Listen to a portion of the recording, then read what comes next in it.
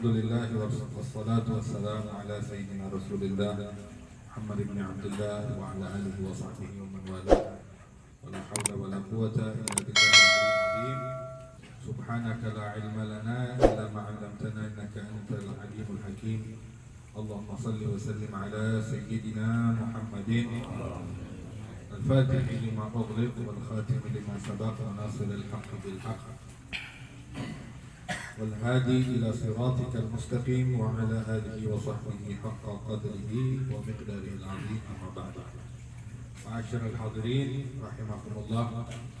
Alhamdulillah yang sama-sama kita muliakan para asatid, para habaib, wabil khusus guru kita bersama Al-Ustaz Syamsul Bahri. Kita doakan mudah-mudahan Allah panjangkan umur beliau, amin, kesehatan, dan tidak lupa juga kepada akhina Yusuf. Kita doakan beliau juga senantiasa mendapat keberkahan dari Allah Subhanahu wa taala, diberikan panjang umur, sehatkan badannya, amin ya rabbal alamin. Juga kepada Ustaz Syarif Hidayatullah, dan tidak lupa juga kepada sahibul bait akhina billah Ustaz Syuhada, yang insya Allah menjadi wasilah kita untuk bisa berkumpul bersilaturahmi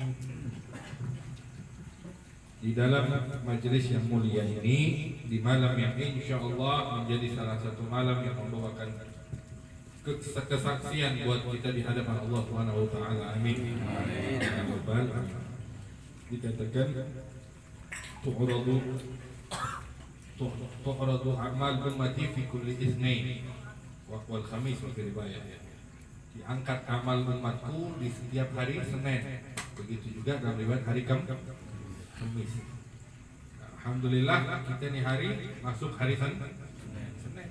Dalam hitungan Arab bulan hitungan malam masuk itu diawali dari terbenamnya matahari. Berarti ini hari udah masuk hari Senin. Alhamdulillah, mudah-mudahan ini satu petanda di malam yang berkah ini kita bersama kumpul dalam majelis yang baik bersama orang-orang yang insya Allah kita yakini sebagai orang-orang baik. Terlebih lagi kita memuji, menyebut, juga mengagungkan manusia paling baik, Nabi kita Muhammad SAW. Otomatis ini malam, ini hari insya Allah amal kita diangkat, dan mudah-mudahan ketika Rasulullah SAW melihat amal kita, beliau bangga, beliau bilang buat kita, amin, amin ya rabbal alamin. Dan kita seperti biasa dalam taklim kita baca tabarrukan sejarah Nabi kita Muhammad SAW dari kitab Al-Hawadits wal Ahwal, Tarikh Al-Hawadits wal Ahwal, yang disusun oleh Al-Habib Sayyid Muhammad bin Alawi bin Abbas Al-Maliki rahimahullah nafa'ana bih. Namun sedikit kita lengkap mengingat ta'lim ini juga cuma sebulan sekali ya. Tapi insya Allah tidak mengurangi keberkahan buat kita dari kitab yang kita baca. Semoga bermanfaat insya Allah buat kita, nambah kita sama Nabi Muhammad SAW. Sering kita dengar tak kenal maka tak sayang. Insya Allah ini majelis salah satu majelis yang bikin kita kenal, tambah kenal dengan baginda Rasulullah Sallallahu Alaihi Wasallam, sehingga tumbuh kecintaan kita insya Allah, dan melekat cinta itu sampai matinya kita. Amin. Amin. Ya rabbal alamin. Dikatakan di sini galal Imam Al-Habib Sayyid Muhammad bin Alawi Al-Maliki rahimahullah nafa'ana bih fi kitab Tarikh Al-Hawadits wal Ahwal An-Nabawiyah ila an qala nubzatun min mu'jizatih, sekelumit daripada mu'jizat Nabi kita Muhammad sallallahu alaihi wasallam. Jadi mu'jizat ini hadirin adalah satu hal yang luar biasa, satu perkara yang luar biasa yang Allah tidak berikan kepada siapapun tidak diberikan kepada orang pada umumnya, namun hanya Allah berikan kepada mereka para nabi dan rasul setelah Allah angkat mereka jadi nabi dan rasul. Jadi setelah diangkat jadi nabi dan rasul, Allah berikan keistimewaan berupa mukjizat. Adapun keistimewaan yang dimiliki para nabi dan rasul sebelum mereka diangkat menjadi nabi dan rasul ada juga, tapi namanya bukan mukjizat, melainkan apa? Irhasat. Namanya irhasat. Seperti kita pernah dengar cerita bahwa Nabi kita Muhammad sallallahu alaihi wasallam masih bayi mainnya sama bulan. Ya. Rasulullah bermain dengan bulan. Kalau Rasulullah main jarinya ke kiri, bulannya ke kiri. Kalau Rasulullah main jarinya ke kanan, bulannya ke kanan. Main sama bulan. Sayyidina Abbas, paman Rasulullah SAW pernah menyaksikan dan mengatakan langsung kepada Rasulullah.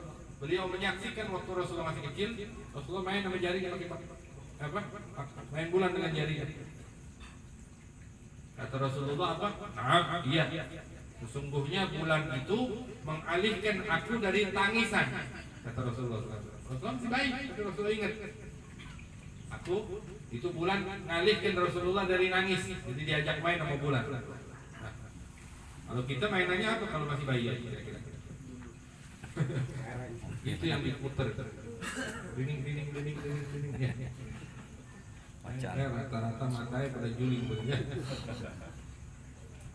Nah, ini Rasulullah ini di antara irhasat. Banyak lagi cerita-cerita para nabi dan rasul sebelum mereka diangkat menjadi nabi dan rasul. Itu berupa keistimewaan, berupa irhasat. Kalau setelah mereka diangkat jadi nabi dan rasul, dapat wahyu dari Allah, maka namanya mukjizat. Rasulullah adalah paling agungnya rasul dan pastinya memiliki mukjizat juga yang paling hebat. Apapun mukjizat yang dimiliki para anbiya wal mursalin, para nabi dan rasul, maka Rasulullah lebih di atasnya. Apa yang kita kenal dari mukjizat para nabi, para rasul? Contoh Nabi Allah Sulaiman. Apa di antara mukjizat beliau? Nabi Sulaiman apa mukjizatnya? Bicara dengan hewan. Nabi Muhammad bisa nggak bicara sama hewan? Kalau Nabi Sulaiman bisa mengerti bahasa binatang, Rasulullah Allah jadikan binatang bicara bahasa Arab yang fasih dan didengar bukan cuma sama Rasulullah, bahkan sama sahabat-sahabat sekeliling. Dan bukan cuma yang namanya binatang, benda mati pun bicara sama Rasulullah. Benda mati, batu, bahkan pepohonan itu semuanya nurut sama Rasulullah SAW. Semua. Nabi Allah Musa alaihissalam di antara mukjizatnya apa? Membelah laut. Rasulullah pernah nggak membelah laut? Nggak ada istilah belah laut. Kalau Nabi Musa belah laut pakai tongkat, Rasulullah SAW Allah jadikan bulan terbelah dengan isyarat tangan. Bulan, kalau laut masih depan mata. Kalau bulan gimana? Dibelah satu ke kiri, satu ke kanan. Oh, luar biasa. Nabi Isa bisa membangkitkan orang mati. Rasulullah banyak riwayat. Ya. Apa namanya? Nabi Musa, di masa Nabi Musa itu pernah terjadi ada pembunuhan. Ada satu orang dibunuh oleh keponakannya sendiri. Tapi ponakannya pintar, dia yang membunuh, dia yang pertama kali ngumumin pembunuhan. Wah. Jadi orang nggak curiga dan nggak ketahuan siapa yang membunuh. Akhirnya diadakan investigasi mendalam, nggak ketemu juga. Barulah mereka datang kepada Nabi Allah Musa untuk dimintai jawaban siapa kira-kira yang membunuh. Akhirnya Nabi Allah Musa minta kepada Allah isyarat. Dan akhirnya Allah perintahkan untuk mereka mencari seekor sapi. Itulah yang ada dalam surat Al-Baqarah dalam Quran. Innallaha ya'murukum an tadhbahu baqarah. Disuruh cari. Namanya Bani Israel kan terkenal Yahudi ini pada tengil. Udah disuruh nyembelih sapi, kalau dia pada kagak ngoceh, kagak nanya macem-macem, sebenarnya mau sapi apa juga bisa. Pakai nanya sapi apa, warnanya apa, bentuknya gimana, udah dipersulit mau. Singkat cerita, dapatlah sapi itu dan disembelih. Setelah disembelih, dagingnya, bagian dagingnya dipukul ke mayat korban yang tadi dibunuh, dipukul sama Nabi Musa, dipukul ke atas perintah Allah. Akhirnya mayat itu bangun ngomong, yang bunuh saya si Ono. Jadi dibunuh, dipukulkan dengan Nabi Muhammad Sallallahu Alaihi Wasallam. Pernah ada cerita gitu? Nabi Muhammad pernah mau diracun sama perempuan Yahudi, lalu dimasakin kambing bagian paha. Rasulullah paling demen makan kambing paha belakang, ya, yang kambing muda. Waktu dihidangin, Rasulullah waktu makan baru digigit sama Rasulullah, itu kambing yang ngomong, udah dipotong, daging itu ngoceh. Ya Rasulullah, sesungguhnya aku ini diracunin. Daging kambing yang ngomong. Begitu juga pernah Rasulullah terjadi ketika itu sahabat. Ada seorang sahabat ingin mengundang Rasulullah makan di rumahnya, ya, menjamu Rasulullah. Dia punya seekor kambing. Kambing masih muda, yang biasa diajak main sama anaknya. Tapi tiba-tiba dia punya inisiatif ngajak istrinya, bilang, gimana kalau kita undang Rasulullah makan di rumah? Oh, istrinya senang. Ayo, semangat. Kalau gitu kau yang urus dagingnya, potong, sembelih, potong-potong, nanti serahkan sama aku. Sudah, diambil kambingnya. Itu anak, lihatin anaknya masih kecil, dua anaknya sahabat masih kecil. Dilihat, Pak, kok diapain kambingnya? Dipotong, disembelih. Kok disembelih, kenapa? Karena kalau kita sayang ini kambing, kita sembelih, kita potong karena kita sayang. Udah disembelih sama bapaknya, dirapiin, dia potong-potong segala macam. Udah ditinggal pisaunya, dia bawa dagingnya ke istrinya. Kata istrinya, ya sudah kalau gitu kau kabari dulu Rasulullah. Datanglah beliau kepada Rasulullah. Ya Rasulullah, aku dengan istri berniat ingin menjamu makan. Akhirnya Rasulullah SAW bilang, ya sudah aku terima. Pulang lagi sahabat, pulang. Waktu dia mau ngeberesin bekas dia kerja, dia lihat apa? Dia temukan anaknya satu sama lain saling potong. Dia pikirnya nih, gue sayang sama adik gue potong aja adik gue. Adik gue juga, gue sayang lah sama gue, potong gue juga. Ayo gimana? Tapi akhirnya singkat cerita dua-duanya saling potong, mati dua-duanya, meninggal. Anaknya sahabat, kebingungan sahabat gimana. Nah ini lihat juga cerita sahabat begitu hebat. Tapi istrinya pas tahu kaget. Kata istrinya, ya sudah pokoknya gini aja, jangan kita kacaukan niat kita untuk menjamu Rasulullah, menyenangkan Rasulullah. Jangan. Urus anak kita nanti, taruh dia di kamar dulu. Kita jamu Rasulullah. Jangan sampai Rasulullah tahu. Luar biasa. Akhirnya diumpetin anaknya ini, jenazah anaknya ditaruh di dalam kamar. Udah ditutup kamarnya, dia repot ngurusin jamuan buat Rasulullah. Akhirnya waktunya makan tiba, dipanggil Rasulullah datang. Pertama kali Rasulullah masuk rumah sahabat ini, tadi apa yang diucap Rasulullah? Ketika setelah Rasulullah mengucap salam, Rasulullah tanya, mana anak ente? Ente kan punya anak, mana anak ente? Kok nggak kelihatan? Tuh. Kata sahabatnya tadi, bingung dia. Aduh, gimana nih?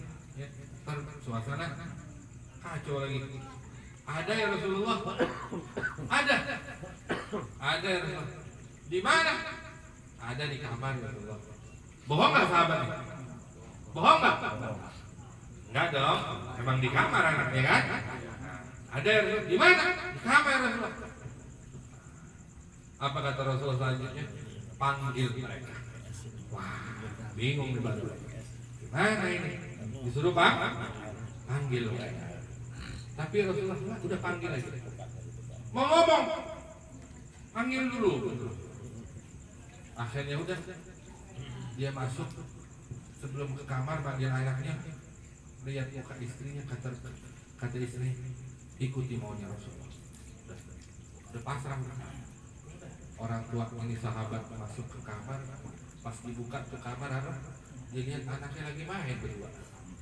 Sallallahu alaihi wasallam, Nabi kita Muhammad. Anak lagi main berdua. Luar biasa. Dalam segala hal Rasulullah itu punya yang lebih. Ya, Allah Taala berikan. Nah makanya bahkan dalam sebuah cerita pun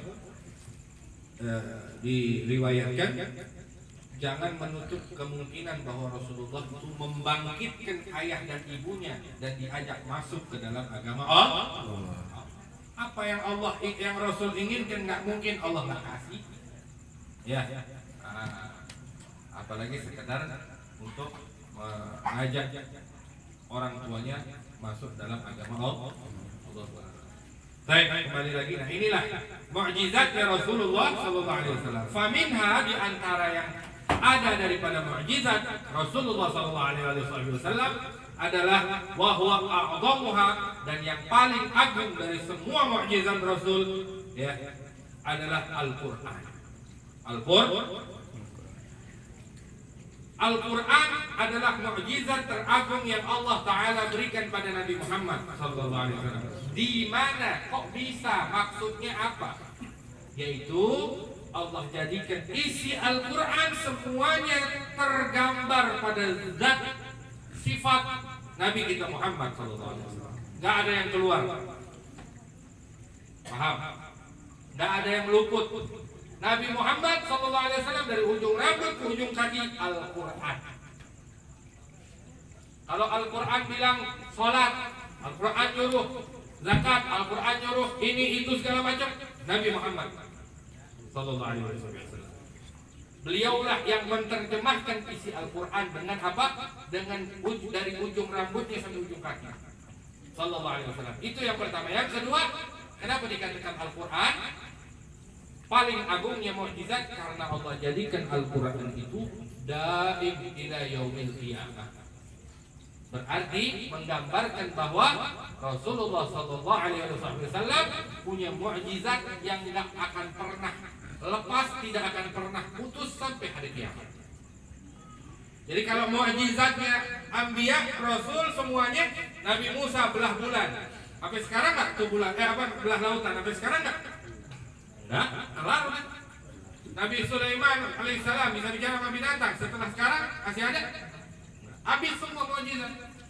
Hanya ada satu mukjizatnya seorang rasul yang paling mulia dengan mukjizat yang teragung yang Allah jadikan dari saat dia ada sampai hari kiamat, Nabi kita Muhammad, yaitu Al-Quran sallallahu alaihi wasallam. Ya, jadi paling agungnya mukjizat adalah Al-Quran. Yang kedua wa syaqqus sadr, yaitu pembelahan dada. Itu mukjizat buat Nabi karena nggak ada buat orang lain. Rasulullah diambil dadanya isinya ya secara maknawi, dibersihkan, dibuang dari dirinya Rasulullah yang namanya haddus syaitan, bagian setan. Maksudnya apa?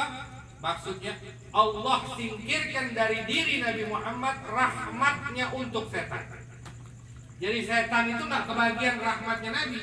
Kan Allah bilang di Al-Quran, wa ma arsalnaka illa rahmatan. Aku tidak mengutus engkau melainkan rahmat untuk semesta. Nah pertanyaannya, setan termasuk alam bukan? Setan termasuk bukan? Termasuk kan? Setan bagian dari alam. Dalam ilmu agama itu diartikan yang namanya alam itu apa sih? Alam itu kullu ma siwallah. Selain Allah namanya alam. Ya. Jadi termasuk iblis, termasuk setan. Itu alam bagian. Tapi Allah cabut. Allah kecualikan rahmatnya Rasulullah untuk si iblis ini. Sehingga Rasulullah ya tidak punya rahmat lagi sama iblis al-mal'un yang dilaknat. Jelas ya? Dibersihkan oleh Allah Subhanahu wa taala. Kemudian iblis itu udah nggak ada jalan lain. Kalau Rasulullah udah dicabut dari jiwanya yang namanya rahmat buat iblis, buat setan, udah nggak ada jalan lain buat dia. Ya, tetap selama-lamanya mal'un, terlaknat. Dulu di zaman di masa Nabi Allah Musa, iblis ini pernah datang kepada Nabi Musa, ngomong, "Ya Musa, wahai Musa, saya pengen tobat." Nah, iblis pengen tobat. Ayo, coba kalau iblis tobat, nggak ada lagi orang jahat. Apa kata Nabi Allah Musa? Baik, kalau gitu saya sampaikan ke Allah. Nabi Allah Musa bilang, "Ya Rabb, iblis datang sama saya, Allah Maha tahu." Allah tahu. Nabi Musa lapor, "Ya Allah, iblis datang sama saya. Dia bilang dia mau tobat." Apa kata Allah? "Oh, gampang kalau dia mau tobat. Suruh dia datang ke makamnya Nabi Adam, sujud di makamnya Nabi Adam." Suruh sujud di makamnya Nabi Adam. Apa kata iblis sang terlaknat yang sombong ini? Dia bilang, "Hah? Sujud di kuburnya? Hidupnya aja saya nggak mau sujud, apalagi matinya." Tuh, sombong. Makanya orang sombong berarti bagian dari iblis. Ya, alhamdulillah. Wal Isra wal Mi'raj, begitu juga di antara mukjizat yang Allah berikan pada Nabi kita Muhammad adalah peristiwa Isra dan Mi'raj. Allah berangkatkan Nabi kita Muhammad SAW. Dalam waktu singkat pergi dari Makkah sampai ke Baitul Maqdis, lalu dari Baitul Maqdis berangkat lagi menuju perjumpaannya dengan Allah, turun dari selesai dari situ tamasya, jalan-jalan ke surga sama neraka, lihat tempat-tempat segala macam, di tempat umatnya, di tempat segala macam. Habis itu turun lagi sampai di Makkah dalam waktu singkat. Ya, bahkan di dalam Maulid Tiba disebutkan apa? Gablaan ya berudan farsh. Sebelum meranjangnya dingin, sebelum kasurnya tempat beliau berbaring dingin, udah balik lagi. Sallallahu alaihi wasallam. Berarti singkat banget waktunya ya. Nah, ini kan mukjizat. Kalau dipikir kok bisa ya dalam waktu singkat ya, otak kita emang nggak nyampe. Ya, itu urusan kuasa Allah.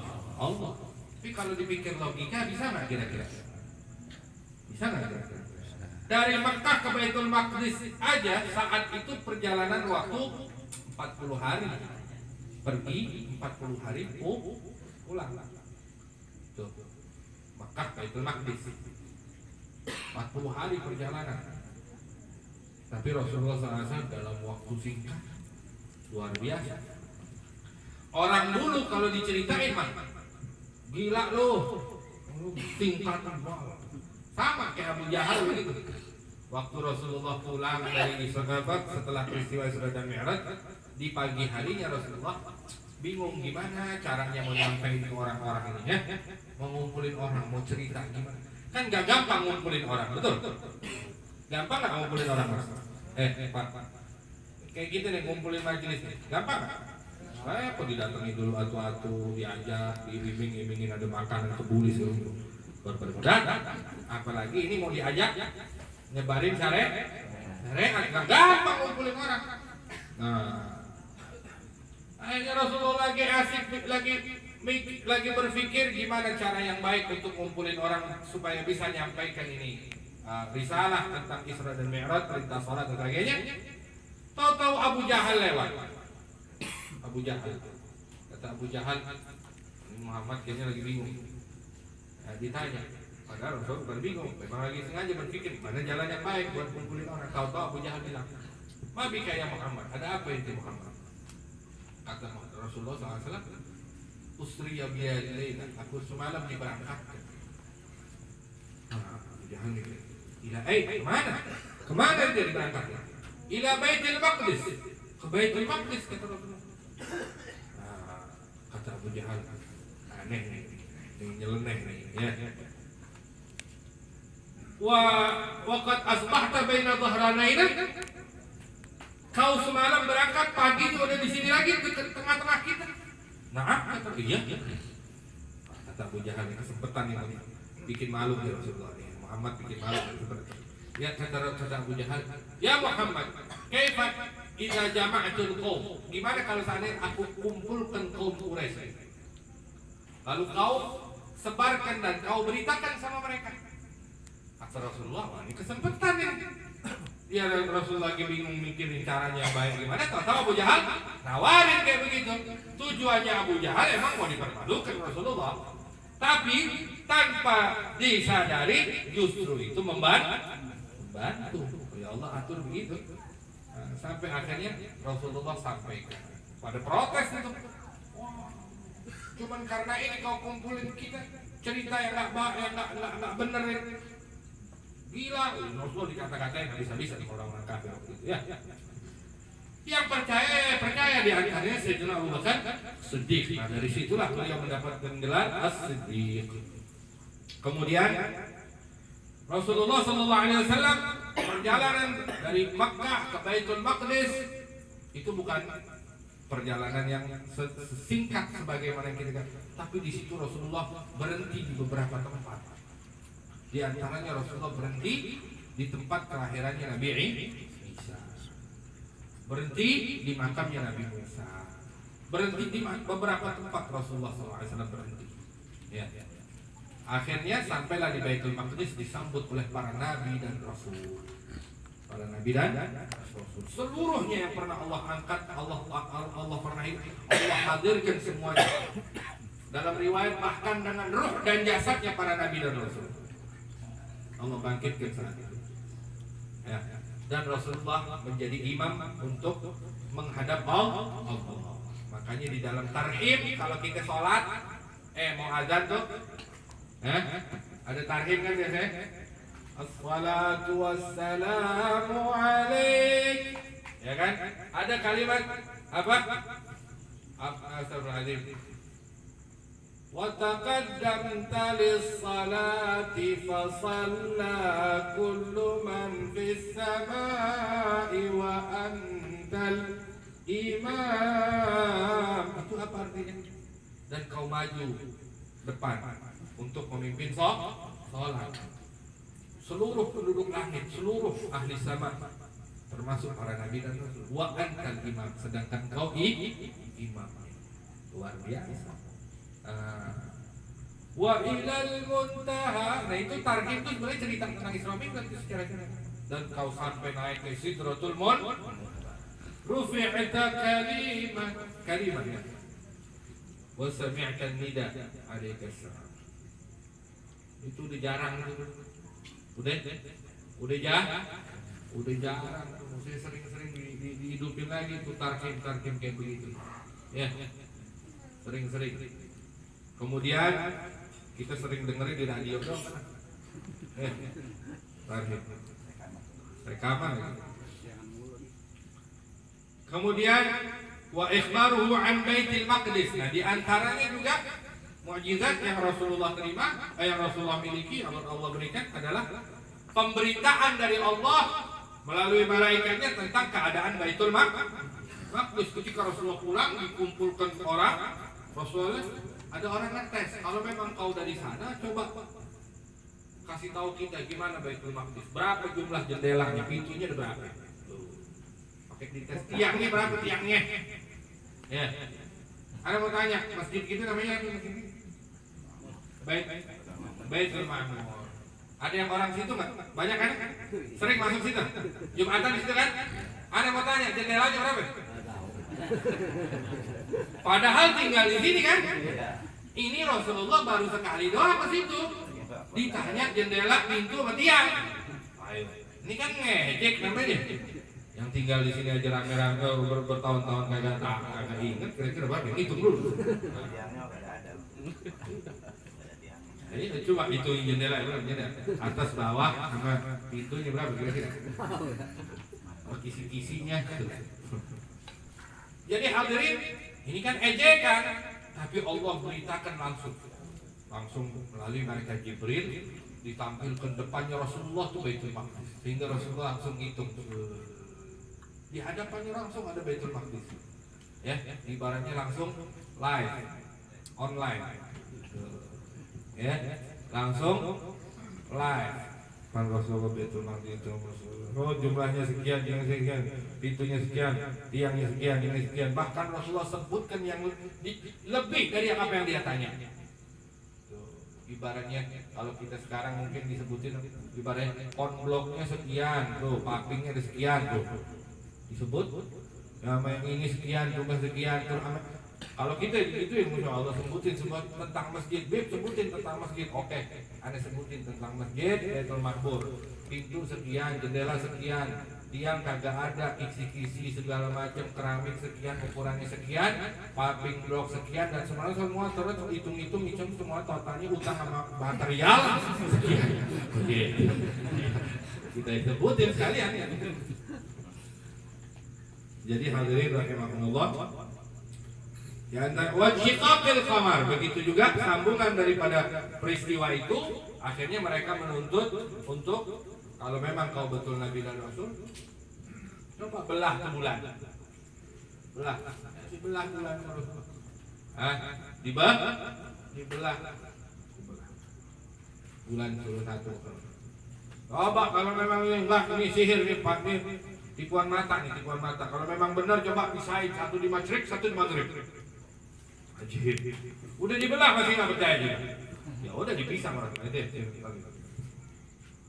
Taat semua alam semesta kepada Nabi kita Muhammad SAW. Taat kepada Rasulullah. Matahari taat. Ya.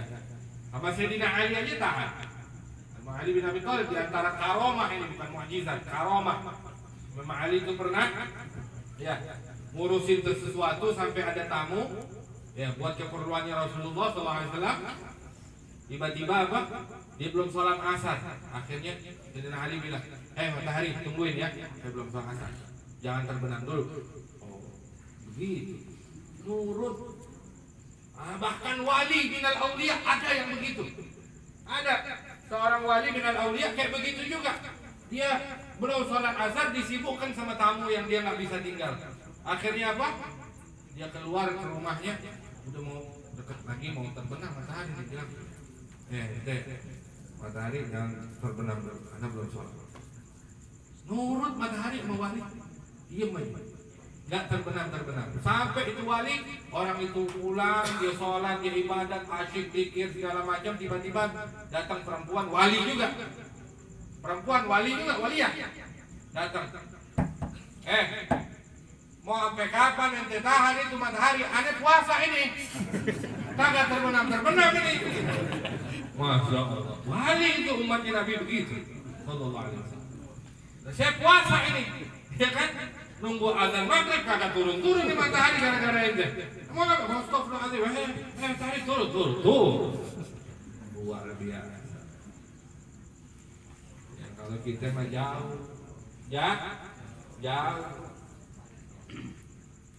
Baik.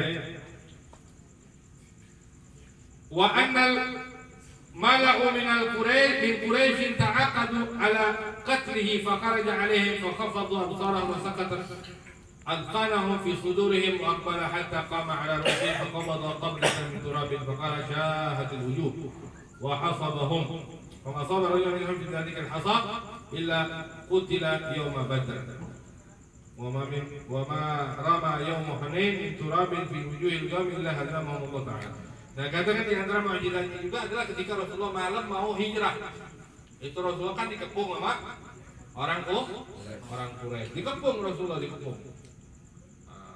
Itu Rasulullah belum keluar dari rumah. Akhirnya apa?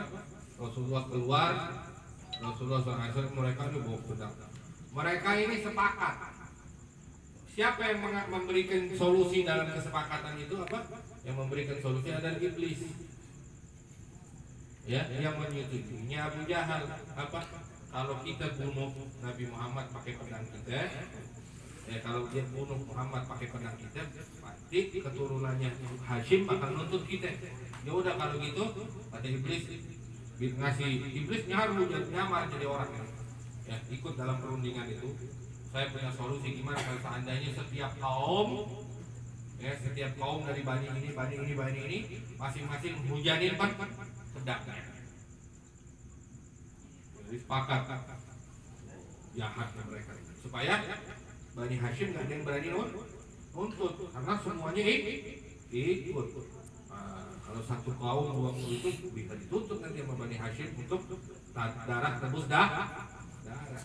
Akhirnya waktu mereka mengepung Rasulullah SAW, beliau pesan sama Sayyidina Ali untuk gantikan posisinya kan.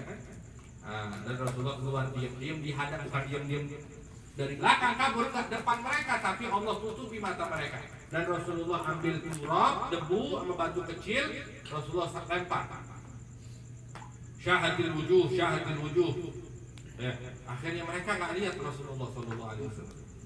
Ya, dan mereka yang disembur sama Rasulullah, yang dilempari debu sama Rasulullah saat itu semuanya meninggal mati di dalam peperangan Badar. Nah, ini mukjizat, mukjizat jadi lemparin.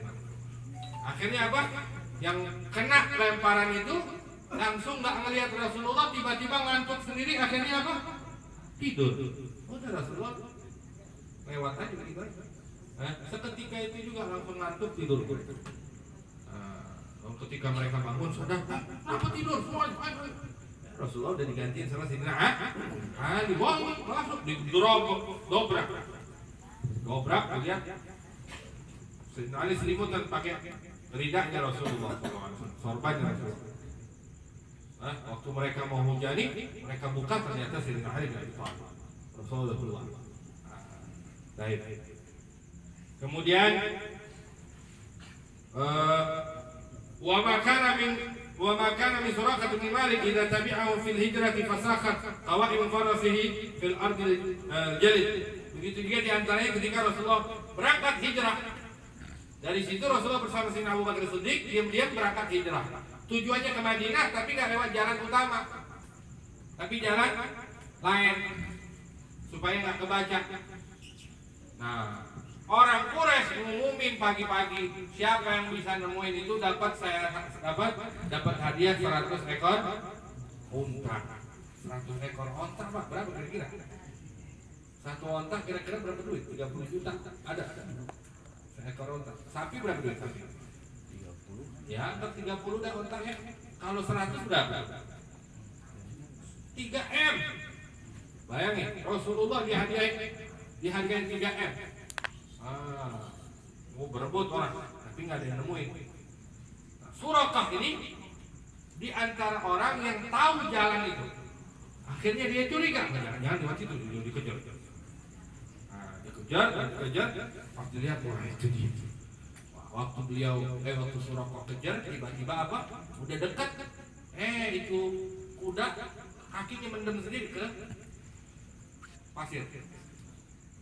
Wah, nggak bisa ngapa-ngapain, nggak bisa gerak, dibersihin, diangkat, teruk, buat ngejar ini, buat ngejar Rasulullah SAW.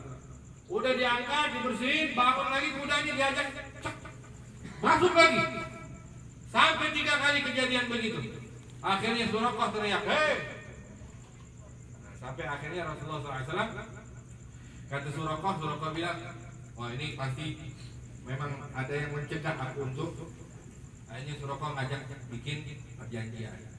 Aku nggak bakal kasih tahu kalian melintas lewat sini, tapi berikan aku jaminan yang bikin aku senang. Akhirnya Rasulullah SAW sampaikan gimana kalau nanti suatu saat kau menggunakan pakaian kebanggaan dari kerajaan Persia. Hah? Pakaian kebanggaan? Pakai tulangnya Raja Persia, mahkotanya Raja Persia, bajunya Raja Persia. Oh iya mau. Saat itu Suraqah pulang dan dia nggak bicara. Dia nggak kasih tahu. Sampai akhirnya saatnya dia masuk Islam di masa Sayyidina Umar bin Khattab. umat Islam menyerang Persia, menghancurkan Persia habis, harta rampasan perang semuanya. Sayyidina Umar terima itu apa? Pakaian kebanggaan Raja Persia itu semuanya. Panggil Suraqah, panggil. Pakai, suruh pakai. Ini janji Rasulullah.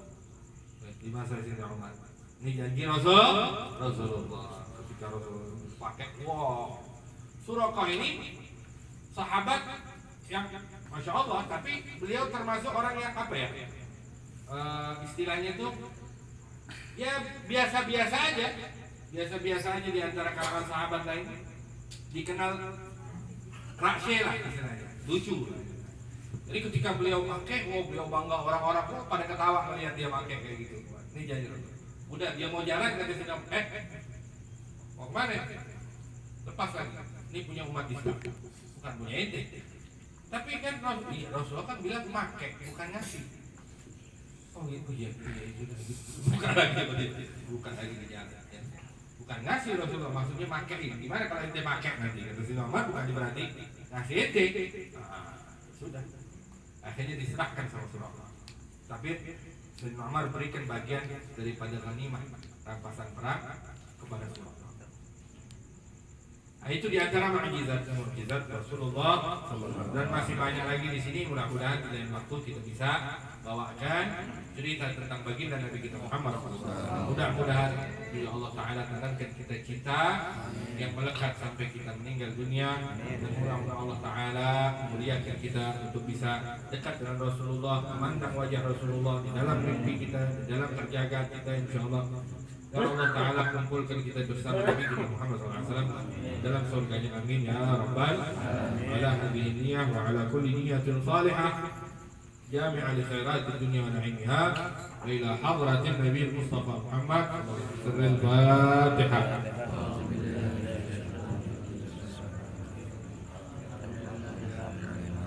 Ar-Rahman Ar-Rahim Maliki Yawmiddin Iyyaka na'budu wa iyyaka nasta'in ihdinas siratal mustaqim. Amin.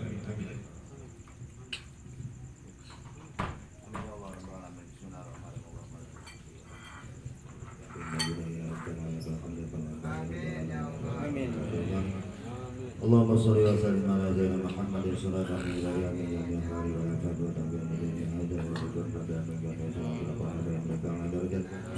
وتبلغنا بأصالحة جميع خيرات الحياة وبعد الموت اللهم ربنا هب لنا من أزواجنا وذرياتنا قرة أعين واجعلنا للمتقين إماما اللهم ربنا آتنا في الدنيا حسنة وفي الآخرة حسنة وقنا عذاب النار صلى الله عليه وسلم محمد وعلى آله وصحبه أجمعين سبحان ربك رب العزة عما يصفون وسلام على المرسلين والحمد لله رب العالمين. الفاتحة. أعوذ بالله من الشيطان الرجيم بسم الله الرحمن الرحيم الحمد لله رب العالمين الرحمن الرحيم مالك يوم الدين إياك نعبد وإياك نستعين اهدنا الصراط المستقيم صراط الذين أنعمت عليهم غير المغضوب عليهم. Terima kasih, alhamdulillah wasyukurillah. Saatnya kita bersama-sama mendengarkan yaitu cerita Rasulullah SAW. Ini luar biasa ya. Memang kalau orang Sumur Batu biasanya itu dulunya memang suka dongeng, ini sama juga dongeng ini. Cerita-cerita tentang Rasul zaman dahulu. Kita dulu kalau pengen ngedenger dongeng aja, tiba ngedenger sang kanjel sama sang kuya aja, ngomongin sampai zaman dulu memang saking sukanya gitu. Ini alhamdulillah kita baru saja tentunya para jamaah malam Seninan ini di satu RW 01 di sini RW-nya juga ada, RT-nya juga 4 RT ada. Ini alhamdulillah. Memang kalau saya bisa usul ini memang ya biasa pengajian bulanan mingguan ya kalau bisa kita ini malam Senin gitu, jangan malam Minggu. Kayaknya nanti tiap Senin ya tiap awal Senin apa akhir Senin kayak hari ini gue biasanya akhir minggu akhir. Jadi kalau memang bisa dirubah nanti pada malam Senin ya akhir Senin nanti bisa malam Senin gitu. Jadi insya Allah bisa tarik semuanya kayaknya ini. Kadang-kadang kalau di 01 memang kalau namanya pengajian itu memang sangat hitungan. Kalau malam Senin ngaji malam minggu kan enggak gitu. Kadang-kadang. di SMS. Jadi tapi insya Allah kalau memang ditariknya malam Senin, jadi setiap bulan 1 bulan sekali akhir Senin. Jadi insya Allah nanti ini jemaah bisa tarik semua yang seperti ini. Malam Senin keempat kalau memang bisa gitu juga. Ya, tapi mudah-mudahan keseluruhan biar bisa. Ya, insya Allah mudah-mudahan ya, kalau memang kita bisa nanti malam Senin dirubah, jadi enggak terlalu kita banyak malam pengajian, jadi sekaligus nanti sekalian malam pengajian malam Seninan, yaitu tadi sekalian nanti pengajian di sini gitu. Kira-kira gimana gitu? Alhamdulillah ya. Insya Allah mudah-mudahan mungkin kita bisa langsung mendengarkan terus cerita-cerita Rasulullah SAW, biar tambah kita terbuka, hati kita tenang.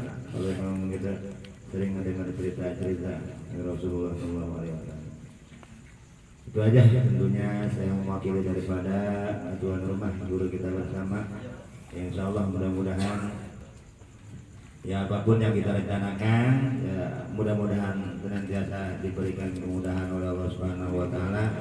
Dan kita juga tentunya ini pengajian malam Seninan, insya Allah mudah-mudahan itu diberikan itu kesemangatan untuk mengambil ilmu dan juga tentunya dari guru kita. Sekian dari saya. Wabillahi taufiq wal hidayah. Wassalamualaikum warahmatullahi wabarakatuh. Saya persilakan kepada bendahara.